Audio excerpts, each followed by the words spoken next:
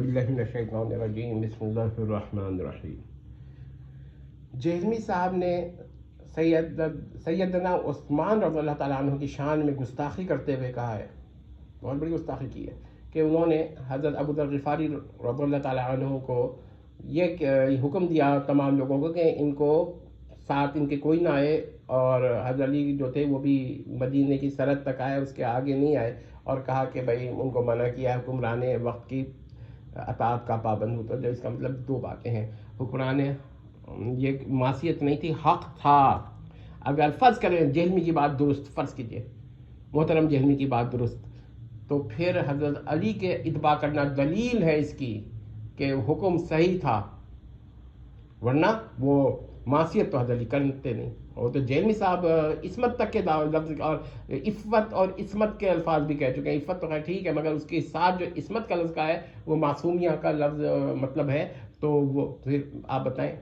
اور ہم تو پہلے حضرت علی کو محفوظ مانتے ہیں قبائح سے، تو پھر اس کا مطلب ہے کہ حضرت عثمان کا حکم ٹھیک تھا، حضرت علی بھی اس کو پابند تھے، ورنہ وہ منع کر دیتے کہ میں اس حکم کو نہیں مانتا۔ بہرحال لیکن یہ واقعہ ہی جھوٹا ہے۔ جہلمی صاحب کا ایک مسئلہ ہے کہ ہر وہ واقعہ، خواہ وہ ضعیف ہو، خواہ وہ موضوع روایت سے ہو یا حال کی ایجاد ہو، اگر جہلمی صاحب کے نظریے کے مطابق ہے تو اس پر اجماع بھی ہو جائے گا، وہ متواتر واقعہ بھی ہو جائے گا، اور اس کا انکار کرنے والا جو ہوگا وہی الٹے بدعتی ہوگا۔ اور اصول حدیث سے یہ واقعات اس کی اسناد ہوں یا نہ ہوں وہ ماوراء ہو جائیں گی۔ کیا یار افسوس ہوتا ہے جہلمی صاحب کو۔ اصل میں بات یہ ہے کہ یہ جہلمی صاحب نے یہ واقعہ بیان کیا کاذب، اس کے بعد یہ کہ رسول اللہ کی جانب منسوب کیا کہ سیدہ عائشہ رضی اللہ تعالیٰ عنہ کے لیے انہوں نے ظالم کا لفظ استعمال کیا یا بدبخت کا لفظ استعمال کیا، بہرحال جو بھی، یہ سب جہلمی صاحب کا ظلم و ستم ہے۔ اور پھر یہ بعض دفعہ ایک اور کام کرتے ہیں کہ آنکھوں پہ ایسے لگاتے ہیں جیسے کہ رونا آ رہا ہے۔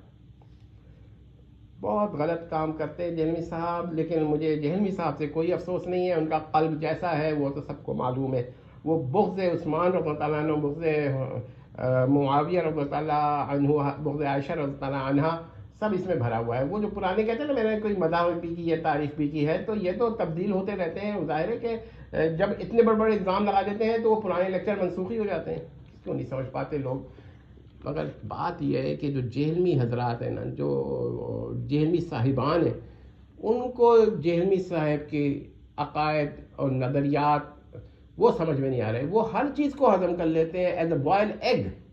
جو جہلمی صاحب غلط کہہ رہے ہوتے، کانٹرڈکشنز کو، یہ اپنی ہی بات کی تنسیخ کو، اپنی بات کے ابطال کو بھی وہ ایسے ہضم کرتے ہیں اور ان کو احساس نہیں ہوتا ہے۔ یہی جہلمی صاحب نے کام کیا۔